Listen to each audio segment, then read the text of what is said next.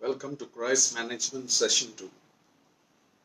आपका स्वागत है दूसरा भाग क्राइस्ट मैनेजमेंट में, दूसरा सेशन में। Last week we were able to understand a number of things. पिछले सप्ताह हमने बहुत सारी चीजें समझी। We had the revelation that God, in His darkness, He was bringing some light.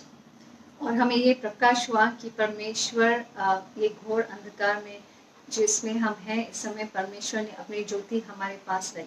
He's bringing His voice in the noise that is around you. और परमेश्वर अपनी आवाज हमें सुना रहा है इस पूरी भीड़ में और इस आवाज में। So last week we were very clear that unless and until you have not reduced the noise around you, you will not be able to identify the voice. और पिछले सप्ताह हम आपको स्मरण दिलाना चाहते हैं कि हमने ये बात आपको बताई थी कि जब तक हम अपने इर्द गिर्द जो आवाजें हमें सुनाई देती है हम उसे कम नहीं करेंगे, हम परमेश्वर की आवाज नहीं सुन पाएंगे। So to identify the voice, you have not only the ability to listen but to wait.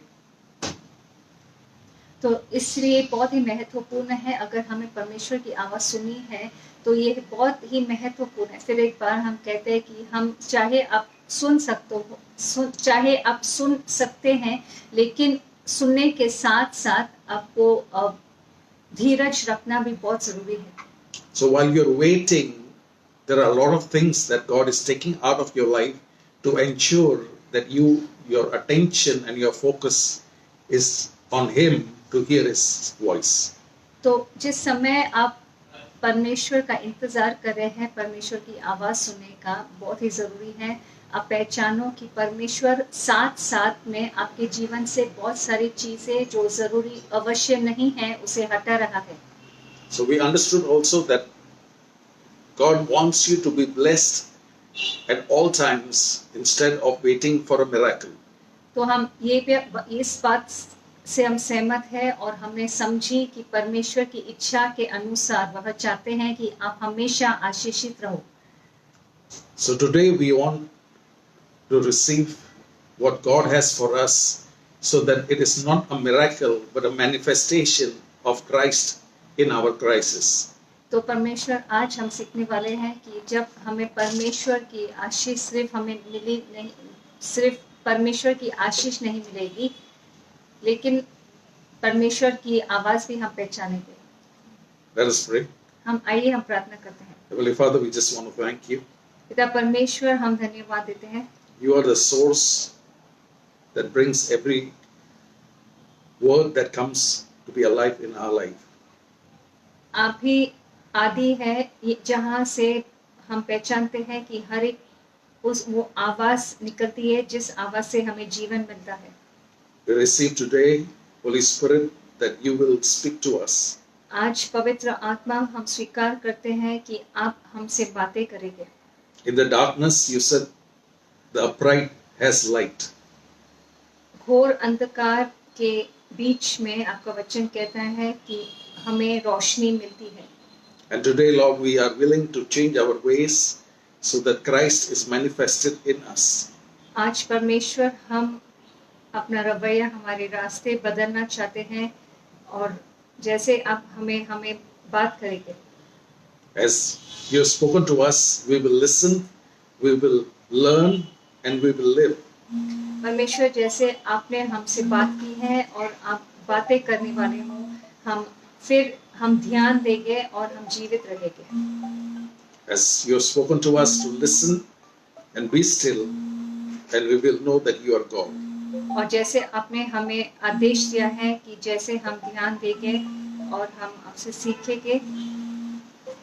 Today, help us to listen and to keep listening. परमेश्वर, हम मांगते हैं कि आप हमारी सहायता करेंगे कि आज हम आपके बातों पर हम ध्यान और मनन करेंगे और आगे चलते हुए भी हम ध्यान रखेंगे।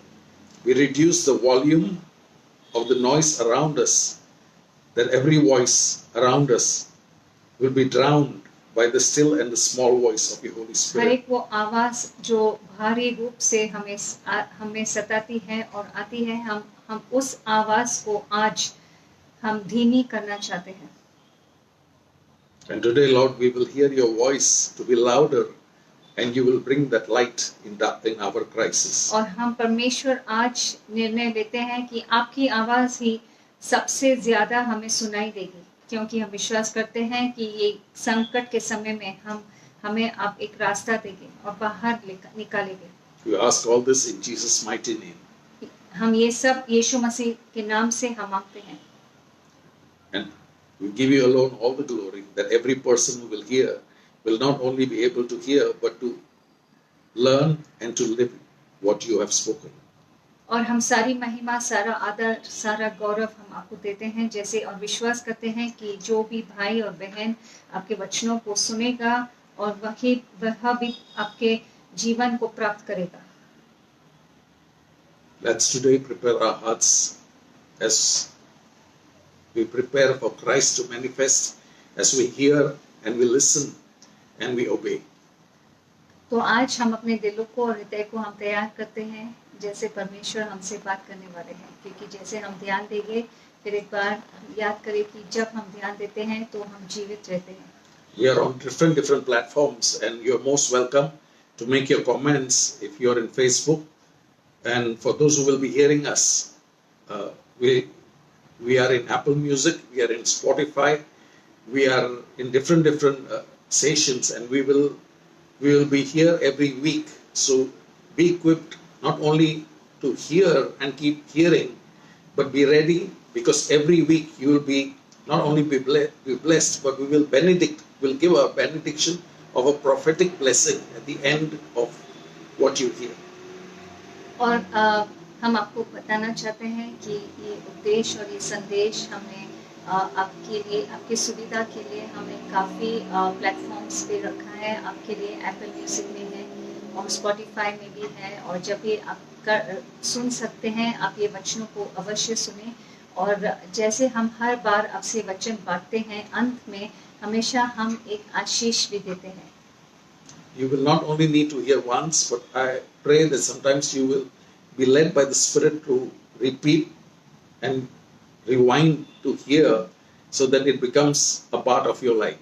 और बस आप कभी ऐसे न समझे कि हमें बस एक ही बार सुनना है, लेकिन कभी-कभी अक्सर सुनने से हम परमेश्वर की बातों में हम गहराई में जाएंगे, हम उसे और अच्छी तरह से समझ पाएंगे और हमें प्रकाशित होता है।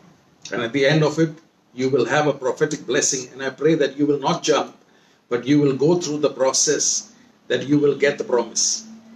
और हम निवेदन करते हैं आपसे कि आप जल्दबाजी में आप छलांग नहीं मारोगे कि बस मुझे पता है और आगे क्या है और आगे क्या है, लेकिन आप हर एक वचन परमेश्वर की धीरज रखे आप सुनोगे। So let's begin today. तो आइए आज हम शुरुआत करते हैं। First and foremost, as we're going to prepare for a number of things that we're going to hear, I want you to make this a foundation.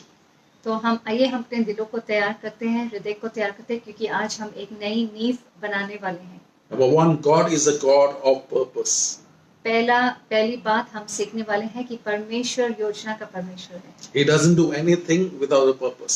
परमेश्वर ऐसी कोई भी चीज नहीं करता जो बिना योजना का है। So today we understand that there is a purpose in the crisis. तो आज हम समझते हैं कि इस दुविधा में और इस संकट में भी परमेश्वर की एक योजना है। If you'll be able to catch in a few references that I'm going to give you, for those who will be able to hear, you will immediately understand from scriptures itself what the purpose is. तो अगर जो वचन हम आपसे बात करने वाले हैं, आप ध्यान दीजिए और सुनिए वचनों को, और इन सब वचनों में से हमें समझ आएगा कि परमेश्वर की योजना आपके लिए और हमारे लिए क्या है। So number one, Ecclesiastes 3 verse 1.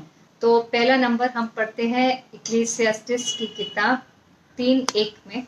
To everything there is a season and a time to every purpose under heaven.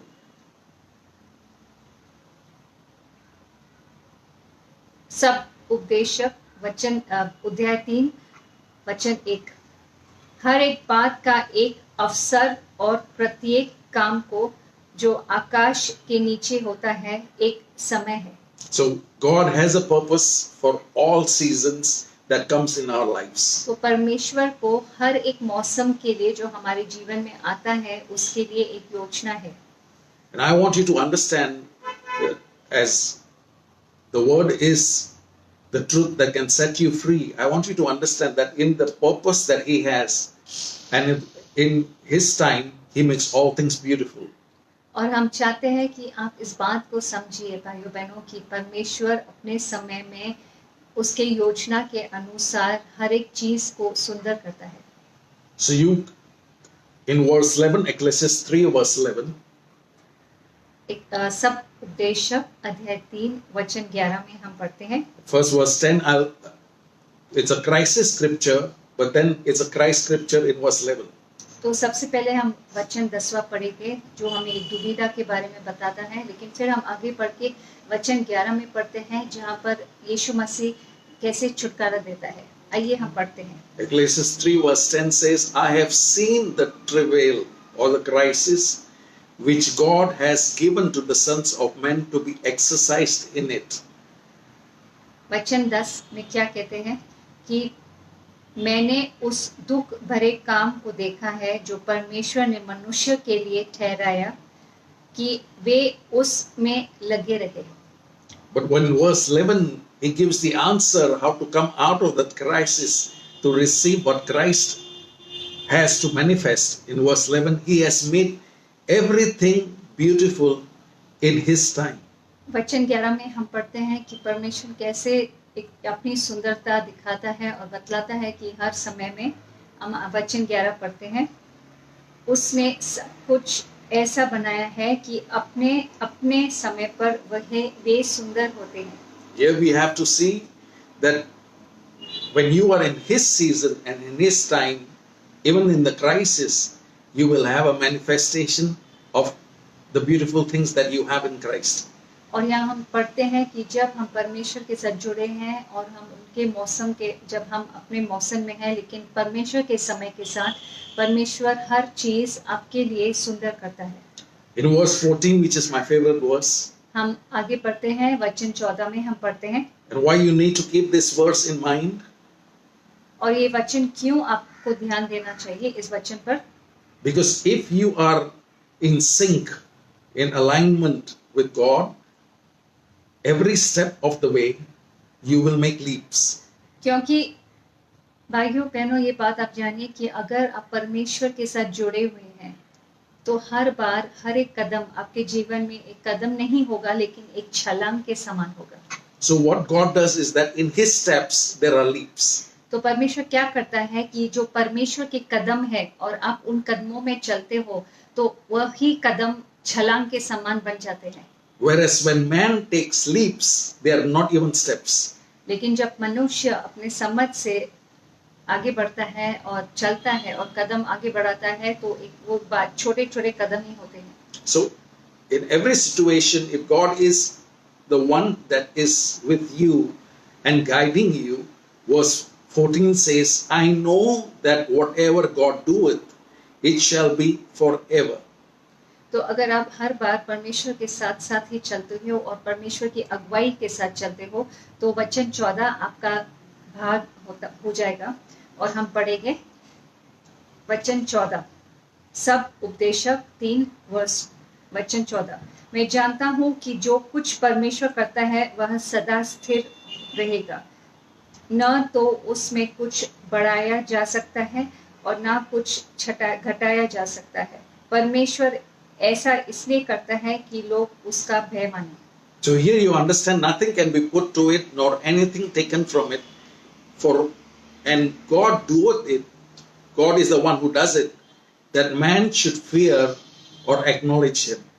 और परमेश्वर ऐसे क्यों करता है क्योंकि मनुष्य परमेश्वर को जाने पहचाने और उसके भय में चले. So here you will see the beautiful thing that in the crisis around you, if you have God in with you working, He will work something that is forever. और हम इसमें समझते हैं कि चाहे अगर आप एक दुविधा में हैं या संकट में हैं लेकिन परमेश्वर जब आपके साथ होता है वो आपके लिए कार्य करता है. So in the same book of Ecclesiastes 7 verse 29, There is one interesting scripture that speaks about men. इसी किताब में हम पढ़ते हैं वचन अध्याय 7 और 29 वचन में हम पढ़ते हैं, Lo, this only have I found, that God has made man upright, but they have sought out many inventions or devices or schemes.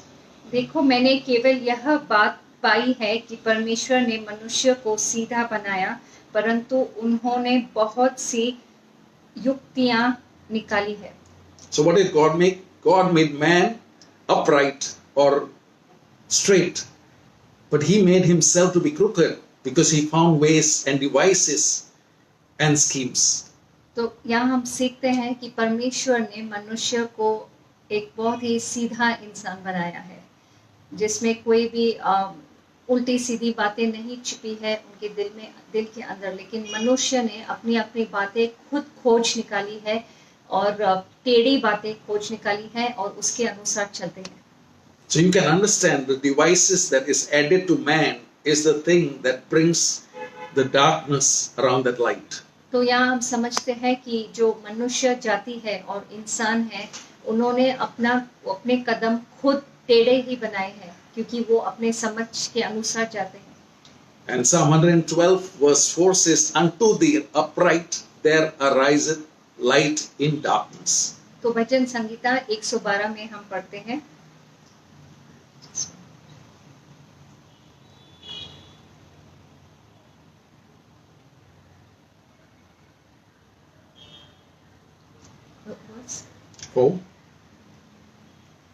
भजन संगीता 112 वचन 4 में हम पढ़ेंगे, सीधे लोगों ने के लिए पर अंधकार के बीच में ज्योति उदय होती है। Here you will see a beautiful thing that God is already saying, that in his purpose things are beautiful. तो यहाँ पर एक बहुत ही सुंदर बात हम सुनते हैं, परमेश्वर कहता है, वचन कहता है कि परमेश्वर चाहे क्यों ना कितना घोर अंधकार है, लेकिन परमेश्वर सब उसमें परमेश्वर ज्योति लाएगा आपके लिए। So in his time everything is beautiful. तो परमेश्वर के समय में सब कुछ वह सुंदर कर देता है। When man walks out of God's purpose and out of God's time, the things around him brings the darkness. जब पर इंसान अपने समझ के अनुसार परमेश्वर की योजना के बाहर हट जाता है, तो तभी वह अपने जीवन में अंधकार लाता है। So to come back to the light, he has to release or come back to the things that God has prepared for him, so that God's purposes and God's seasons will come in his life. तो परमेश्वर की योजना के अनुसार और परमेश्वर की आशीष पाने के लिए मनुष्य को, आपको और हमको परमेश्वर के रास्ते में फिर आना पड़ेगा। Because when he comes back to understand that the answer is in God, that he will make the purposes and seasons that are beautiful. जब मनुष्य समझेगा और आप और हम समझेंगे और आप समझेंगे कि परमेश्वर की योजनाएं सुंदर है। So here you will have, I will take one simple illustration, and this is a picture of Joseph, which is a parallel or of Christ, or is a shadow of Jesus. और हम आपको एक उदाहरण बताना चाहते हैं, एक वचन में एक इंसान के बारे में जिसका नाम जोसेफ है, और वह हमें यीशु मसीह के बारे में भी बतलाता है। There are too many things that people have overlooked in scripture where Joseph, there are keys of coming out of darkness. ऐसी बहुत सारी चीजें हैं जो लोगों ने नजरअंदाज की हैं वचनों में। And there are keys to come out of darkness. और यहाँ पर हमें बहुत सारे चाबियां मिलती हैं और रहस्य मिलता है, हम अंधकार से बाहर कैसे निकल सकते हैं। 2020, there has been a year of lockdown, is a year of Joseph. 2020, ये सन 2020 यहाँ पर हमें बतलाता है, ये एक लॉकडाउन पीरियड है जो हमें यूसुफ के बारे में बताता है। Here a lot of people would get excited, but at the same time they would not understand, because if they don't understand the purpose and the time, they will miss the beautiful thing that God is doing. और यहाँ पर अगर हम ध्यान नहीं देंगे तो बहुत सारी चीजें आपके हाथों से निकल जाएगी और हम उसे मिस कर देंगे, क्योंकि परमेश्वर की योजना ना तो हम समझ पाएंगे और ना समझेंगे. So here you will see Joseph had a lot of purpose and things that God had in his dream. तो यहाँ पर हम समझते हैं कि यूसुफ को बहुत सारी परमेश्वर की योजना तो थी उनके लिए, लेकिन बहुत सारी चीजें जो सपने में परमेश्वर ने उन्हें बताई. So Jesus has all those dreams for you. तो पर यीशु मसीह को आपके लिए बहुत सारे सपने हैं. But till you have not understood, as the way the scripture says, the devices and the schemes and inventions that has happened before 2020 is taking us in a darkness that if we don't come back to the light, we will not be able to have what Joseph had. तो अगर हम समझ नहीं पाएंगे, क्योंकि ये जो सन है बहुत ही कठिन, 2020 बहुत ही कठिन है, और अगर हम वापस आना चाहते हैं तो हमें समझना चाहिए कि परमेश्वर हमें क्या बता रहा है. There was a lockdown in Joseph's life. Yusuf के जीवन में एक लॉकडाउन था, But the very lockdown was the place that he activated a gift.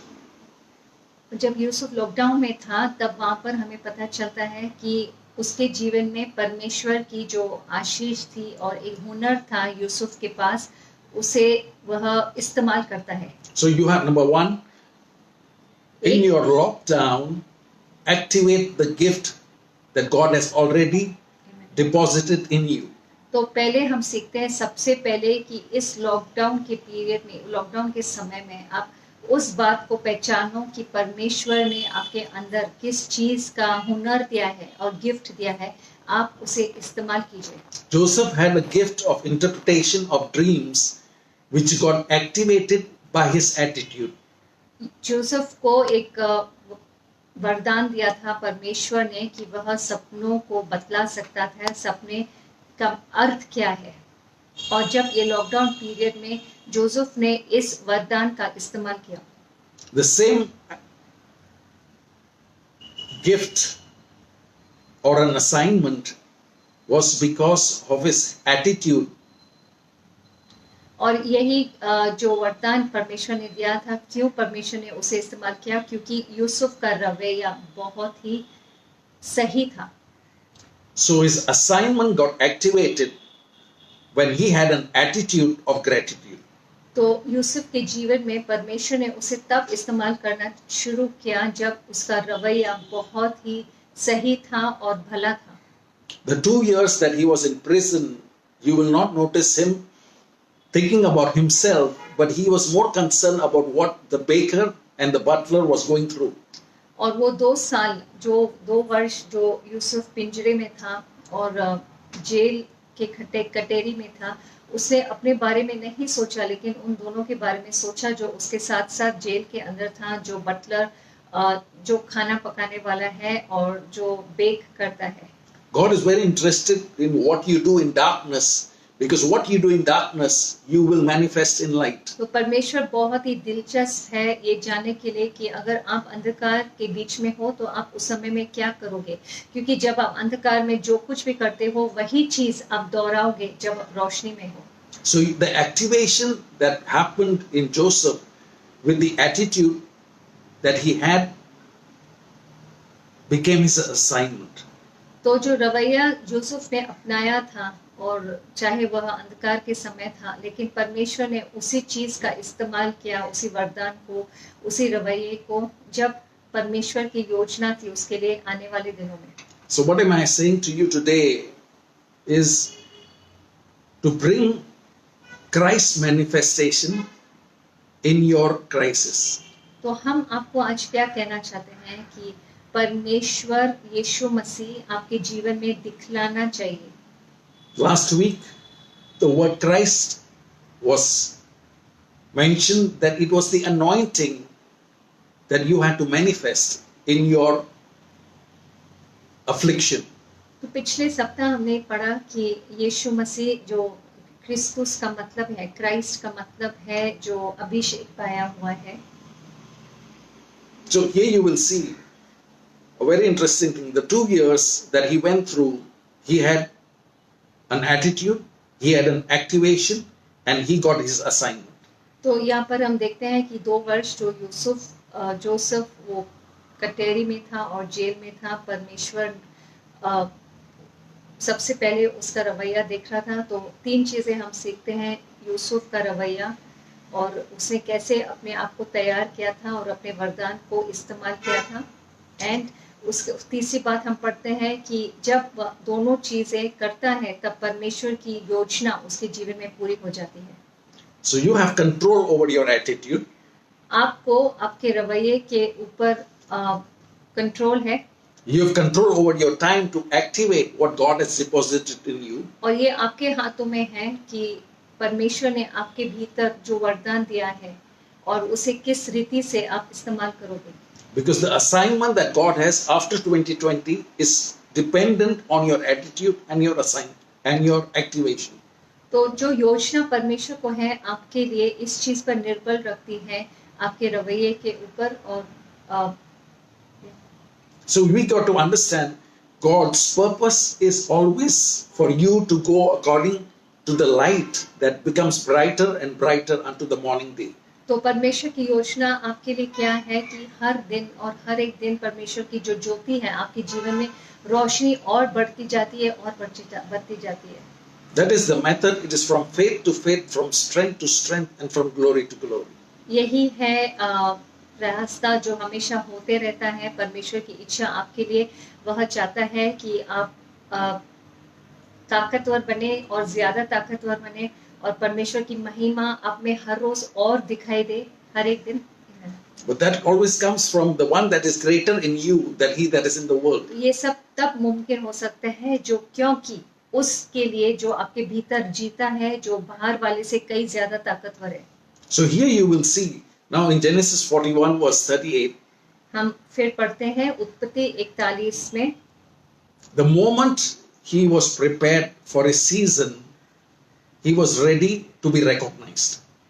यहाँ हम सीखते हैं कि जब यूसुफ तैयार था अपने नए मौसम के लिए, परमेश्वर ने तैयारी की थी कि पूरी दुनिया उसे पहचानेगी। So when he was selfless to serve, he was ready to be launched. जब यूसुफ दूसरों के लिए जीता था और अपने बारे में नहीं सोचता था, और तब परमेश्वर ने उसे इस्तेमाल किया उस समय में। So his steps were ready to become leaps when he got into the assignment where God's time and purpose was beautiful.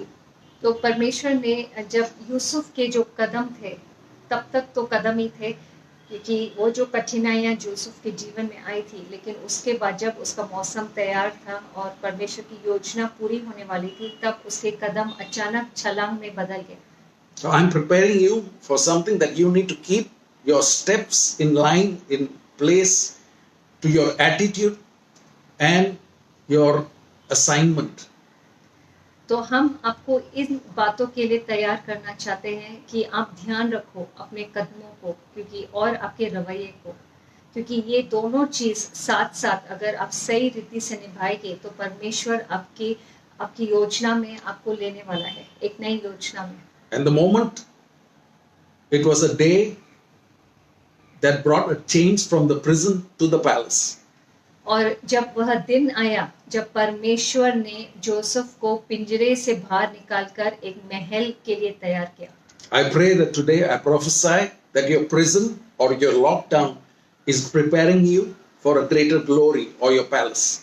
आज हम भविष्यवाणी देते हैं कि परमेश्वर आपको तैयार कर रहा है कि जो भी पिंजरे में है, जो भी जेल के बंदगी में है, आपको लगता है परमेश्वर आपको तैयार कर रहा है आपके आने वाले महल के लिए। And here Pharaoh said unto his servants, Genesis 1:41 verse 38, and Pharaoh said unto his servants, can we find such a one as this is, a man in whom the Spirit of God is?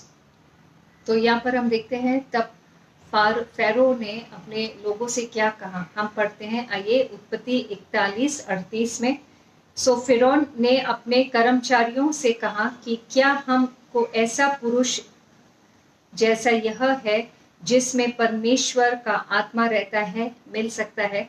So here you can see there was oneness of Joseph with the Spirit of God. यहाँ पर हम देखते हैं कि यूसुफ परमेश्वर की आत्मा से एकत्रित था।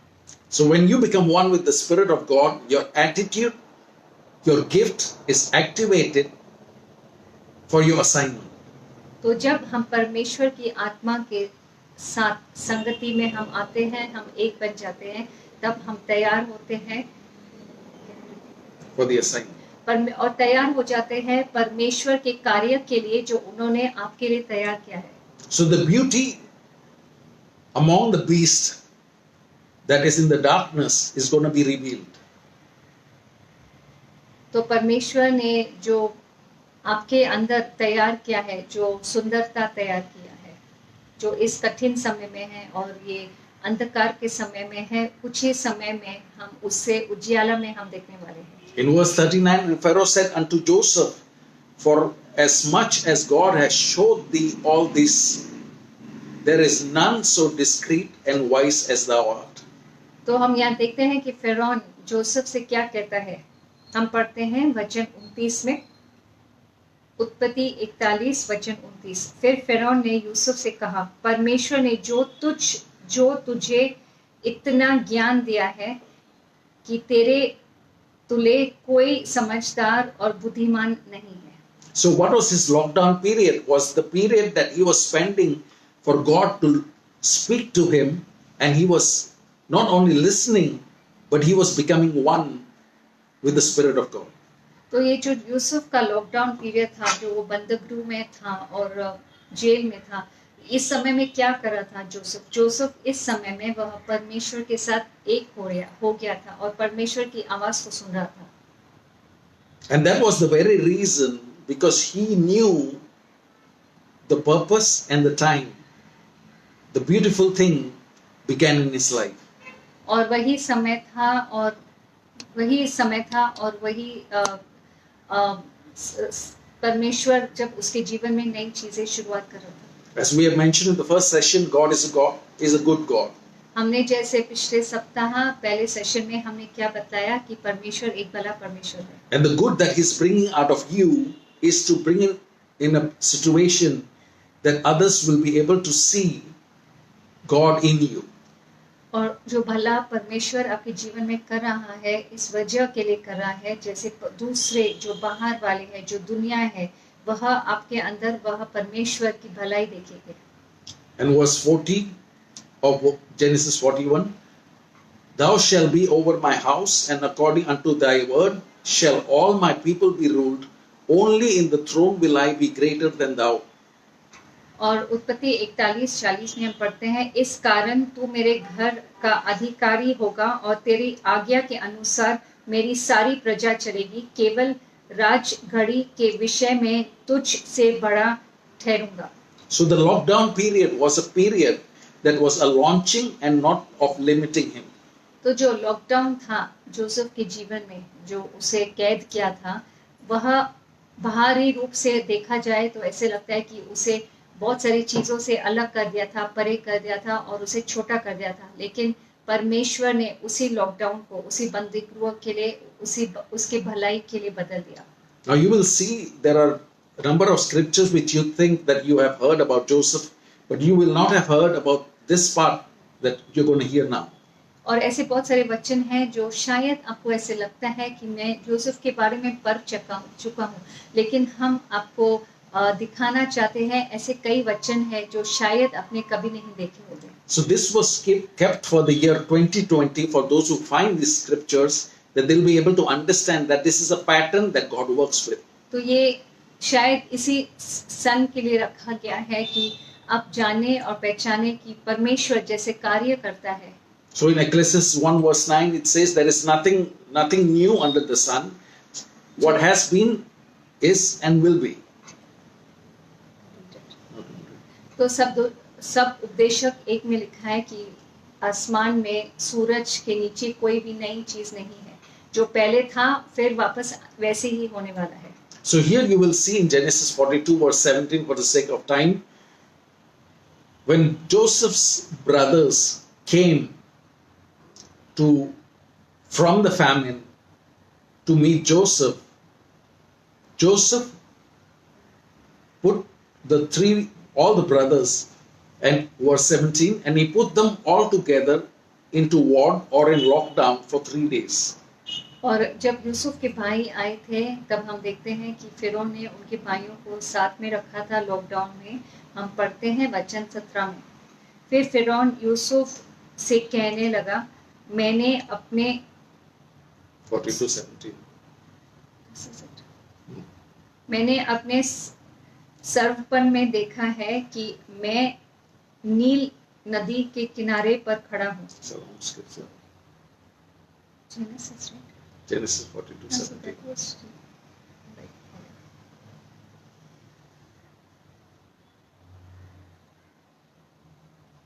Okay. So now here is a different in the versions. Now here you need a literal translation, and here is something that I want to illustrate while we are talking about the interpretation, because this is one way to understand that she can only interpret when she hears from me. तो यहाँ पर हम देख रहे हैं कि जो हिंदी का ट्रांसलेशन है वो अलग था इंग्लिश ट्रांसलेशन से। तो पासवान क्या कह रहे हैं कि हम पासवान जो बतलाना चाहते हैं सिर्फ तब हम बता सकेंगे जब हम उनकी बातों को सुन रहे हैं। This is the problem today, is that people run even before they hear. तो यही समस्या है, आजकल सब लोग भागते हैं सुनने के पहले। That is where I told you that God, in His steps there are leaps. इसीलिए मैंने आपसे कहा कि परमेश्वर के कदम में छलांगे हैं। Even in man's leaps there are not even steps. और जो मनुष्य के कदमों में भी छलांग है लेकिन उसमें कदम नहीं है। Because Acts, you can read it for the sake of time, in Acts 5, he mentions about the plans of man will not last. प्रेरितों के काम अध्याय 5 में हम पढ़ते हैं कि जो मनुष्य की योजना है, अपनी अपनी योजना वो हमेशा के लिए नहीं रहेगी। That you will see it in session 3. हम पढ़ेंगे और समझेंगे फिर आगे वाले सेशन में, सेशन 3 में। But in session 2, I want you to focus on today that as she is interpreting only as much as what she has heard, you need to wait to hear and then interpret. तो जैसे पासवान बता रहे हैं कि हम सिर्फ इतना ही कह सकते हैं जो हम सुन रहे हैं, वैसे ही जब आपको परमेश्वर की बातों को समझना है और उसे बतलाना है क्या है परमेश्वर जो मुझसे बात कर रहा है, लेकिन उसके लिए आपको परमेश्वर के आगे इंतजार करना बहुत महत्वपूर्ण है। We are not the source, but when He becomes our source, we are sustained by the source. और हमसे कुछ उत्पन्न नहीं होता है, लेकिन सब कुछ जो उत्पन्न होता है परमेश्वर से ही उत्पन्न होता है। Thou will keep him in perfect peace whose mind is stayed on thee. The Hebrew is not the word stayed, but the word sustained. जो वचन में कहता है कि आप उस मनुष्य को पूरी संपूर्ण शांति दोगे अगर उसका मन आप में बना रहा है। तो हिब्रानी किताब में ये उसका जो मतलब है, जो शुद्ध मतलब है, इसका मतलब है परमेश्वर हमें बनाए रखेगा और स्थिर रखेगा। So here you will have to understand that the interpretation sometimes, or a lot of people who read or even hear from God or don't even hear from God, do things, and until and unless they can wait on God, they will not be able to listen. तो यहाँ पर हम देखते हैं कि ऐसे बहुत सारे लोग हैं जो अपने समझ का सहारा लेकर वही करते हैं, लेकिन वो कभी समय नहीं निकालते हैं कि वो परमेश्वर की आज्ञा को सुने और जाने कि परमेश्वर की इच्छा इस विषय में क्या है। So here in Genesis 42 verse 17, which is not in the Hindi translation, but in the English translation, the 3 days of lockdown for the brothers of Joseph was kept by Joseph. तो हम देखना चाहते हैं कि जो ये हिंदी भाषा में जो नहीं दिखा रहा है, जो 3 दिन लॉकडाउन का था वो यूसुफ के लिए नहीं था, लेकिन यूसुफ के भाइयों के लिए था। But in Genesis 42 verse 24, now here is something very interesting. तो उत्पत्ति 42, 42 और 24 वचन में हम कुछ बहुत ही दिलचस्प देखते हैं। I want you to pay attention because the name of the brother that was kept behind to secure the brothers to come back from the famine was Simeon. तो हम बहुत ही दिलचस्प बात देखते हैं कि एक भाई को पीछे रखा गया था उनके सुरक्षा के लिए, मतलब जैसे एक सब भाइयों ने एक भाई को पीछे रखा था जिसका नाम था Simeon. So the meaning of Simeon means hearing. Simeon का मतलब क्या है? सिमियोन का मतलब है सुनना। So your hearing is the only key or the ransom that will be kept to ensure for you to get out of your famine. और ये बात आप जानिए और बहुत ही महत्वपूर्ण है। जब हम पूरे ध्यान से हम परमेश्वर की आवाज को सुनते हैं, वो हमारे जीवन से अकाल को निकालता है। So until Simeon was not bailed out and they had to go the second time to bring Benjamin so that Simeon gets back with them. और जब तक सिमियोन को वहां से छुटकारा नहीं मिला था, वो फिर बेंजामिन को वहां उन्हें दोबारा रखना पड़ा। So Benjamin had to come back for Simeon to be secured. तो बेंजामिन जो सबसे छोटा बेटा था उसे वापस आना पड़ा सिमियोन की सुरक्षा के लिए, जैसे सिमियोन को वह बाहर निकाल सकते हैं, छुटकारा दे सकते हैं। Now I want you to pay attention to this is exactly what people are saying in 2020, which Jacob was saying in Genesis 42 verse 36. तो हम देखना चाहते हैं कि ये सन 2020 में हम कहना चाहते कि जेकब ने यही बात कही थी। And Jacob their father said unto them, और जेकब उनके पिता ने उनसे कहा था, Me have you be revered of my children, because Joseph is not, or Joseph is dead, and Simeon is not, and now you will take Benjamin away. All these things are against me. तब Jacob जो उनके पिता है वह अपने बाकी पुत्रों के से कहता है कि तुम सब लोगों ने मुझसे छीना है, मेरे दोनों बेटों को छीना है, यूसुफ को भी छीना है और सिमियोन को भी मेरे से अलग कर दिया है क्योंकि वो अभी मेरे पास नहीं है, और अभी इसके बाद तुम बेंजामिन को भी लेने वाले हो। This is the picture what a lot of people are saying, that I have already lost more than what I need, and today even the little that I have to lose myself. तो यही दृश्य है इस समय जो हमारे सामने हो रहा है। पर लोग कहते हैं कि मैंने इतना कुछ खोया है, इतना कुछ मुझे नुकसान हुआ है, इतना मुझसे चोरी हो चुका है, और अभी थोड़ा जो बच्चा है वही भी जाना नहीं चाहिए। Now you must be wondering, am I talking about something that you have? आप समझते होंगे कि शायद पासवान उन चीजों के बारे में बात कर रहे हैं जो आर्थिक चीजें आपके पास है। Benjamin could be an idol in your life. Benjamin शायद आपके जीवन में एक मूर्ति के समान हो। But I am speaking about the Benjamin that was his blood brother, that was Joseph's blood brother. लेकिन मैं उस बेंजामिन की बात कर रहा हूँ जो उसका भाई था, जो सच्चा भाई था। He was in the famine and did not know Joseph, but the day he got to know Joseph, he not only got Joseph, but as I will give you the scripture, he was able to eat at the table and got 5 times more than other brothers. जो Benjamin के जो हम बात करते हैं वह Joseph के साथ बैठा था, उसी के भोजन के मेज पे बैठा था और उसे 5 गुना और मिला था। So in this session 2, I'm speaking to you that you are the Benjamin that God is preparing for the 5 times more that is coming in the next season. Amen. तो ये जो सेशन में है हम आपको तैयार करना चाहते हैं कि परमेश्वर आप में एक बेंजामिन देख रहा है और परमेश्वर आपको तैयार कर रहा है उस सब पूरी आशीष के लिए।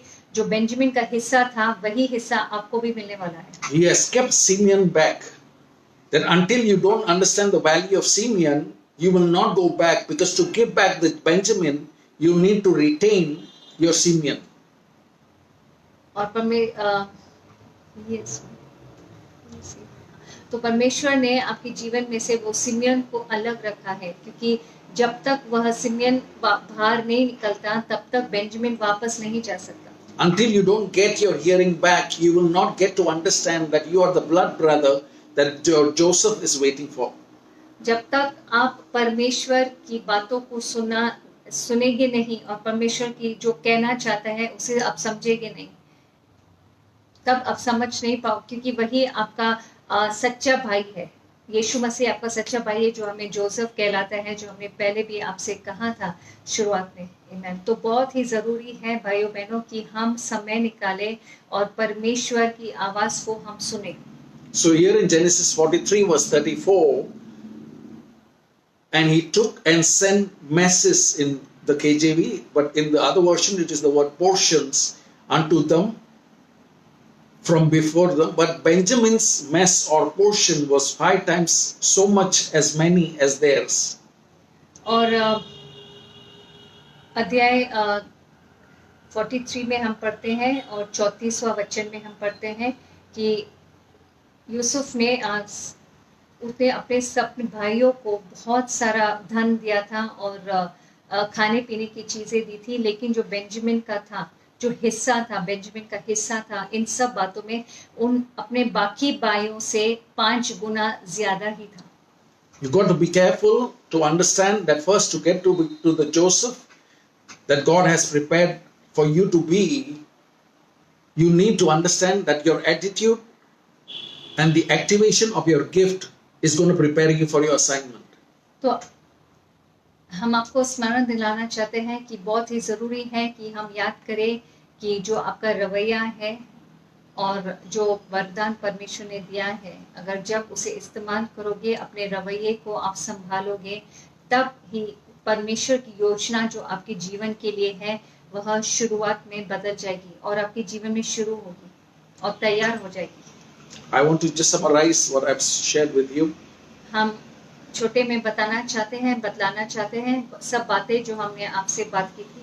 Before you get the benediction, I want you to catch what you have heard today. इसके पहले कि यह सभा हम समाप्त करें और आपको आशीष दे, हम चाहते हैं कि आप फिर एक बार ध्यान से सुनिए आज का वचन क्या है। God has a purpose. परमेश्वर को योजना है। He is a God of purpose. परमेश्वर योजना का परमेश्वर है। But he puts it up in different seasons. लेकिन परमेश्वर अपनी योजनाएं अलग-अलग मौसम में दिखलाता है। And in this season of darkness, he has kept for the upright a light. और इस संकट के घड़ी में, जो अंधकार की घड़ी है, परमेश्वर ने अपने जो धार्मिक लोगों के लिए एक ज्योति तैयार की है। And if you are in the light, you will walk in the light. और अगर आप ज्योति में हो और रोशनी में हो तो आप उसी रोशनी में चलते रहो। And the book of 1 John 1 says, when you're walking in the light and you walk in the light, the blood of Jesus keep cleansing you because you are in fellowship. और यूहन्ना का एक पहला अध्याय कहता है, अगर आप रोशनी में हो और उसी रोशनी में चलते जाओगे तो परमेश्वर आपको स्वच्छ करता है। So all that you need to do is to keep confessing and to release yourself to receive that in this season, what is the gift that God has placed in you, because the gift is going to be activated. तो इस मौसम में और इस समय में आपको बस क्या करना है कि आपको अंगीकार करना है अपने ज़बान से बार-बार, क्योंकि जब आप करोगे और उनके कदमों में चलना है, रोशनी में चलना है, क्योंकि जब आप ऐसे करोगे तो परमेश्वर की योजना आपके जीवन में दिखाई देगी और इस्तेमाल आप परमेश्वर के कार्य के लिए परमेश्वर आपको इस्तेमाल करेगा। As Pharaoh said, can we find such a man in whom the Spirit of God dwells? So the oneness with the Spirit of God was the evidence that he carried for the 2 years that he was in lockdown. तो जैसे pharaoh ने कहा कि क्या हम ऐसे कोई पुरुष या कोई मिल सकता है जिसके अंदर प्रभु की आत्मा है, जैसे जोसेफ के अंदर है, तो वैसे ही इस समय में आपके लॉकडाउन में हमें परमेश्वर के साथ एकत्रित होना है। So he was under accusation, but not under the same accusation. He had a great attitude.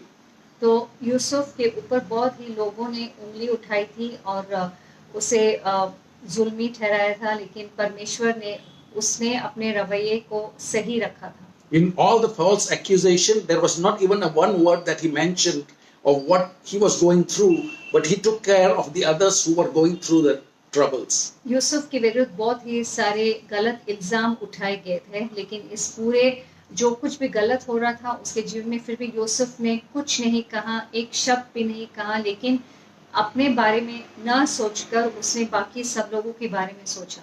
For Christ to manifest, you need to crucify the flesh.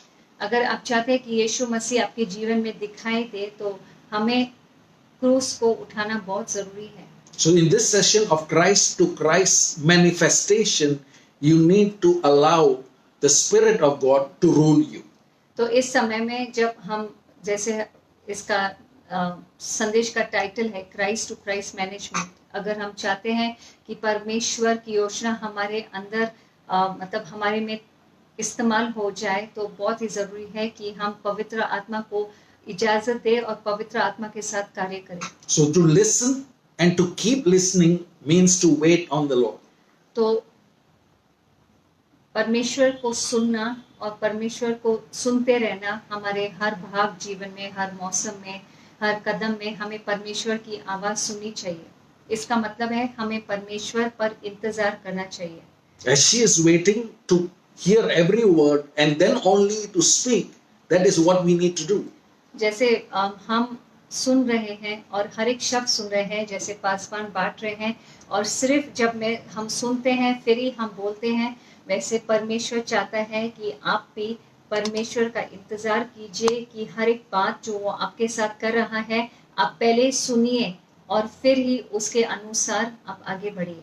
Because if she keeps talking on what she wants to say, I will keep waiting till I can speak.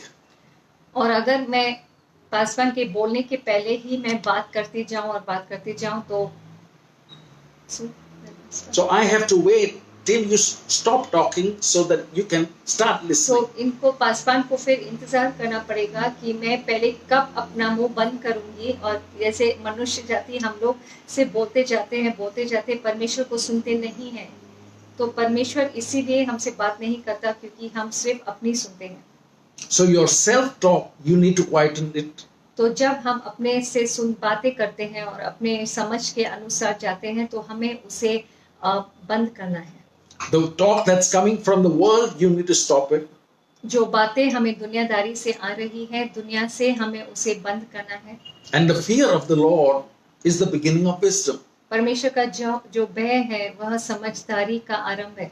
And the day when I know that she is waiting to listen, then I will be able to speak to her, that she will be able to say word to word or what I'm saying.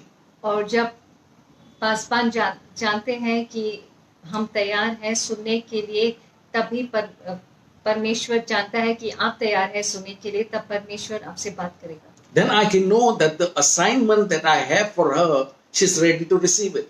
तब पासवान को पता है कि जो कार्य है उनके मन में हमारे लिए, जब हम सुनने के लिए तैयार है, तभी हम तैयार होंगे परमेश्वर के लिए।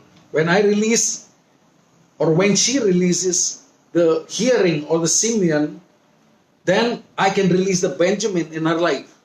जब मैं सिमियन, जो उनका जोसेफ का भाई था, लेकिन सिमियन का मतलब है सुनना, जब मैं वही अपने जीवन से मैं उसे पूरी रीति से मैं उसका इस्तेमाल करूंगा और परमेश्वर समय बिताऊंगा कि मैं परमेश्वर पर मैं ठहरूंगा, परमेश्वर की आवाज सुनने के लिए मैं ठहरूंगा, तब भी परमेश्वर हमारे पास बेंजामिन भेज सकता है।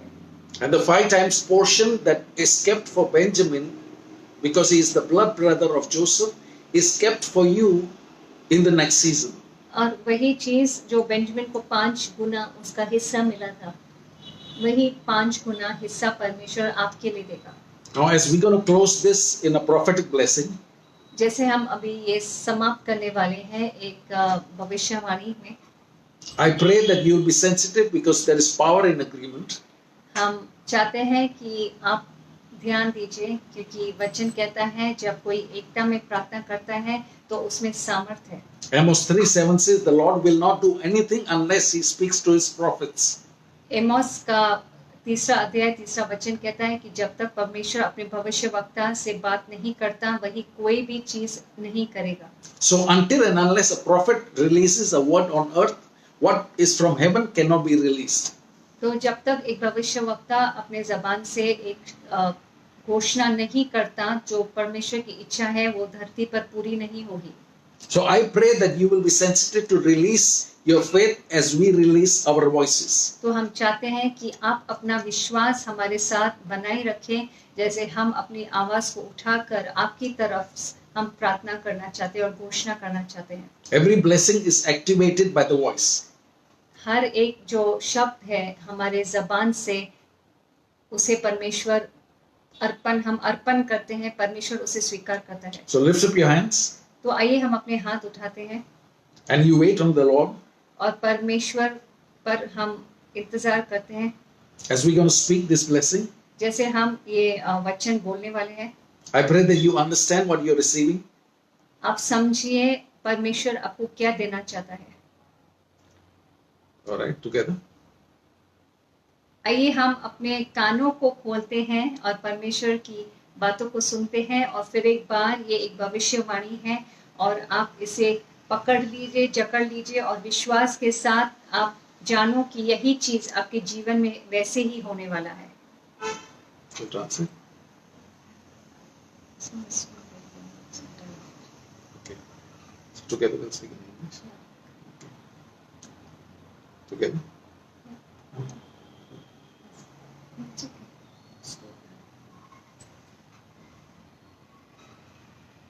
हम इंग्लिश में कहने वाले हैं और हम चाहते हैं कि आप विश्वास के साथ हमारे साथ जुड़ जाइए। Amen. We Decree decree that you have We decree that you have a keen ear to hear the voice, instruction, mind and direction of the Holy Spirit. We say that you are able to know what the Spirit is saying in this important hour. We declare you carry an understanding of what heaven is doing, and you know the times and seasons of God. We prophesy that you will never be confused or pulled off course by the man-made trends of the current culture. We now break the power of confusion, manipulation, and peer pressure that would come to dissuade you from the call and purposes of the Holy Spirit. May you have a sharpened ear to know when the Spirit would interrupt your plans and intentions. We say that you are the one who can interpret the strategies of God. We prophesy that you can hear the wind of the Spirit and know which way to go, to follow in Jesus' name. Amen. God bless you. God bless you.